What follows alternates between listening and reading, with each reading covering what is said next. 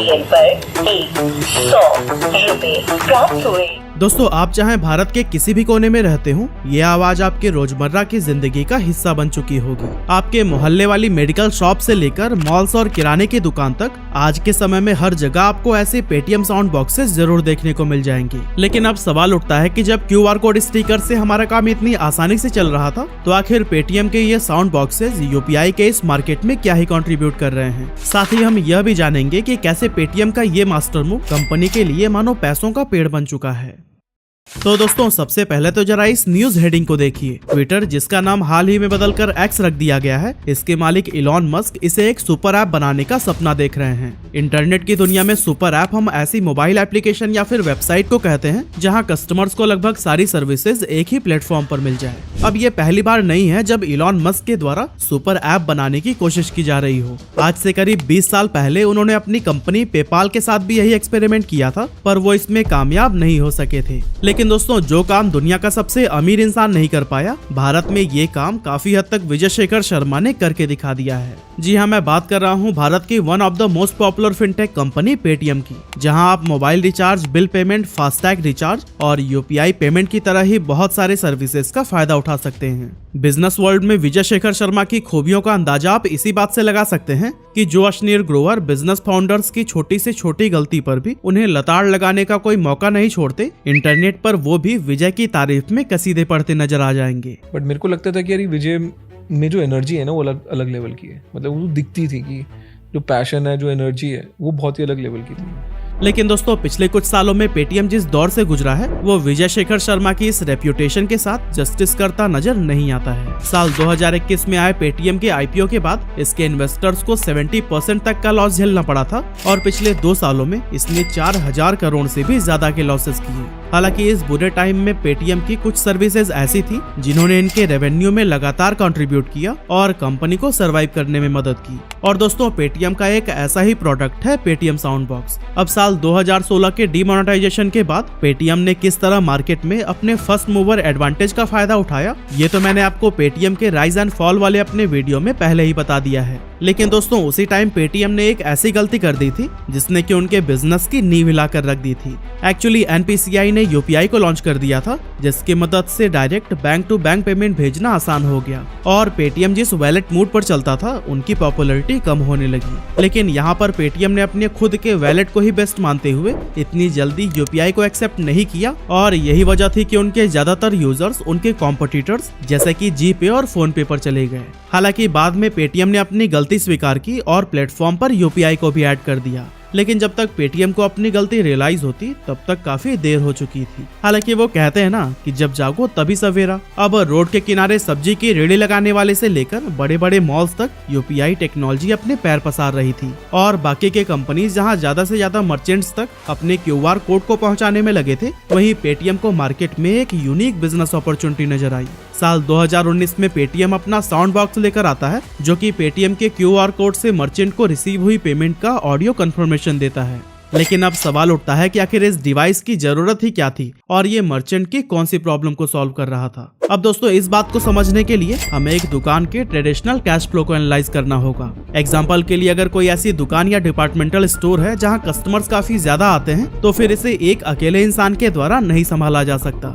सबसे पहले तो कम से कम एक ऐसा आदमी होता है जिसकी जिम्मेदारी कस्टमर को सामान देना और उसको पैक करना होता है, और फिर एक आदमी ऐसा होता है जो गल्ले पर बैठता है, यानी कि जिसका काम कस्टमर से पेमेंट रिसीव करना और उसे छुट्टे पैसे लौटाना होता है। हालांकि UPI के नॉर्मल QR कोड आने के बाद भी कैशियर का काम काफी आसान हो गया था, क्योंकि अब ज्यादातर कस्टमर से उसे कैश रिसीव नहीं करना पड़ता था। हालांकि अभी भी प्रॉब्लम ये थी कि मर्चेंट को ये नोटिफिकेशंस मैनुअली ही चेक करके कंफर्म करनी पड़ती थी। यहाँ पर बहुत सारे मर्चेंट्स जिन्होंने पेमेंट कंफर्मेशन पर इतना गौर नहीं किया, उनके साथ कई सारे फ्रॉड के मामले भी सामने आए और एक टाइम तो ऐसा भी आया था जब मर्चेंट्स के बीच UPI पेमेंट को लेकर भरोसा कम होने लगा था। अब दोस्तों, आपने वो कहावत तो जरूर सुनी होगी कि आवश्यकता ही आविष्कार की जननी होती है। अब जब भारत डिजिटल पेमेंट मार्केट के इस प्रॉब्लम का सोल्यूशन खोजने लगा, तब साल 2019 में पेटीएम ने अपने इस रिवोल्यूशनरी डिवाइस को लॉन्च किया। अब दोस्तों, मैं इसे रिवोल्यूशनरी इसलिए कह रहा हूँ क्योंकि इसने ज्यादातर मर्चेंट्स के लिए कैशियर की जरूरत को ही खत्म कर दिया।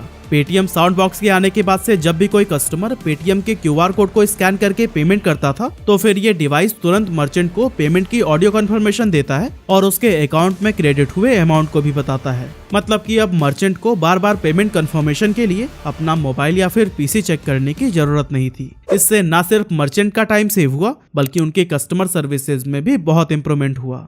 मार्केट में पेटीएम की ये पहल काफी पसंद की गई, लेकिन पेटीएम के शुरुआती साउंड बॉक्सेस में कई सारी प्रॉब्लम्स भी थी, जिसकी वजह से हमें इसके रीच में एक्सपोनेंशियल ग्रोथ नहीं देखने को मिली थी। इस डिवाइस से सिर्फ पेटीएम ऐप से ही QR कोड को स्कैन करने पर ऑडियो नोटिफिकेशन आती थी और इसकी बैटरी भी काफी वीक हुआ करती थी। इसीलिए साल 2021 में पेटीएम मार्केट में इसका अपग्रेडेड वर्जन लेकर आता है, जिसे कि साउंड बॉक्स 2.0 का नाम दिया गया। इसमें all in one QR code लगा हुआ था, जो न सिर्फ दूसरे UPI ऐप्स के थ्रू बल्कि दूसरे पेमेंट इंस्ट्रूमेंट्स जैसे कि पेटीएम वॉलेट, डेबिट और क्रेडिट कार्ड और नेट बैंकिंग के थ्रू भी पेमेंट रिसीव कर सकता है। इन सभी फीचर्स को ऐड करने के बाद तो जैसे पेटीएम साउंड बॉक्सेस के सेल्स में मानो पंख ही लग गए। साल 2022 के फर्स्ट क्वार्टर में जहां इसकी रीच महज 7 लाख मर्चेंट तक थी, वो आज 53 लाख से भी ज्यादा हो चुकी है। पिछले 2 साल के क्वार्टर वाइज ग्राफ में हम देख सकते हैं कि पेटीएम साउंड बॉक्सेस की सेल्स लगातार ग्रो कर रही है और साल 2023 के हर क्वार्टर में तो पेटीएम साउंड बॉक्स 10 लाख से भी ज्यादा सेल्स कर रहा है।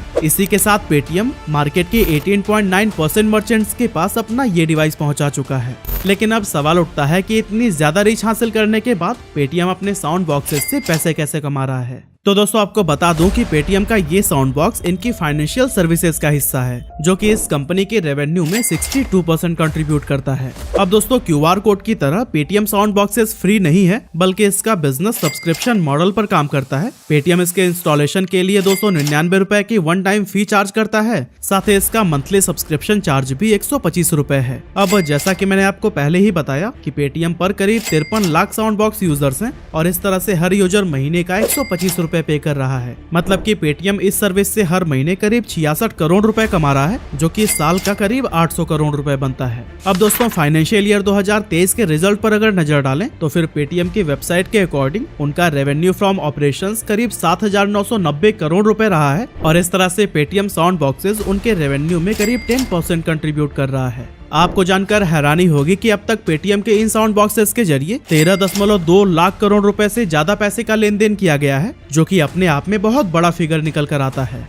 इन साउंड बॉक्सेस की इस सक्सेस का असर पेटीएम के ओवरऑल रेवेन्यू पर भी देखने को मिला है और कंपनी का क्वार्टर वाइज लॉस जो पिछले साल करीब 761 करोड़ रुपए था, वो इस साल के 4th क्वार्टर में घटकर 168 करोड़ रुपए रह गया है।